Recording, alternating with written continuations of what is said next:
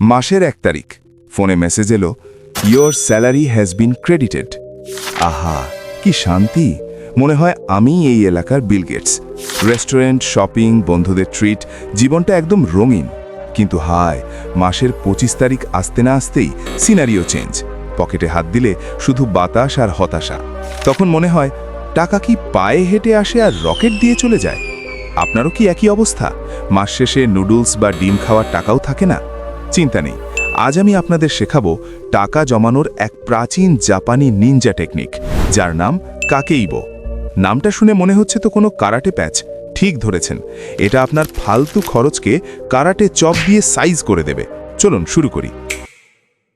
আসলে সমস্যাটা আপনার ইনকামে না, সমস্যাটা আপনার বড়লোকি মেন্টালিটিতে।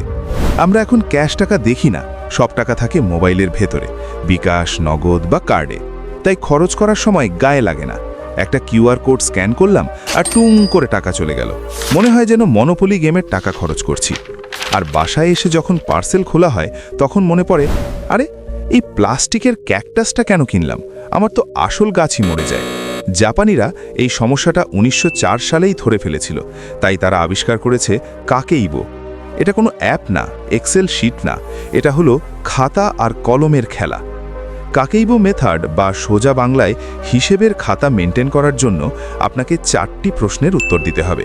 এবং হ্যাঁ, এটা আপনাকে হাতে লিখেই করতে হবে, কারণ টাইপ করলে ব্রেন ফিল করে না, কিন্তু হাতে লিখলে ব্রেন সিগন্যাল পায়, ভাই টাকাটা সত্যিই যাচ্ছে। আপনাকে আপনার খরচকে 4টি ক্যাটাগরিতে ভাগ করতে হবে। 1. নিডস, বেঁচে থাকার জন্য যা লাগে, যেমন ঘর ভাড়া, চাল ডাল, কারেন্ট বিল, ইন্টারনেট বিল। হ্যাঁ, এখন ইন্টারনেটও ভাতের সমান জরুরি। এগুলো ছাড়া আপনি মারা যাবেন বা পাগল হয়ে যাবেন। 2. ওয়ান্টস, বিলাসিতা বা শখ, যেমন বাইরে কফি খাওয়া, কাচ্চি বিরিয়ানি, নেটফ্লিক্স সাবস্ক্রিপশন বা অকারণে নতুন জামা কেনা।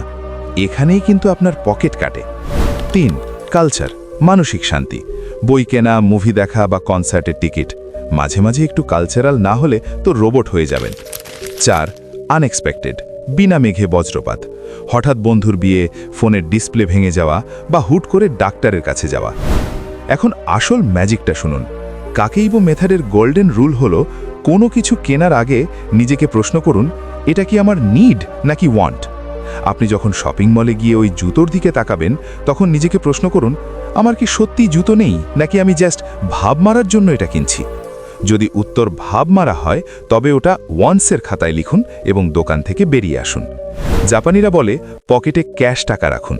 1000 টাকার নোট ভাঙিয়ে যখন 500 টাকা খরচ করবেন, তখন কলিজায় যে মোচড়টা লাগে, সেটাই আপনাকে টাকা বাঁচাতে সাহায্য করবে। কার্ড সোয়াইপ করলে ওই ব্যথাটা লাগে বা?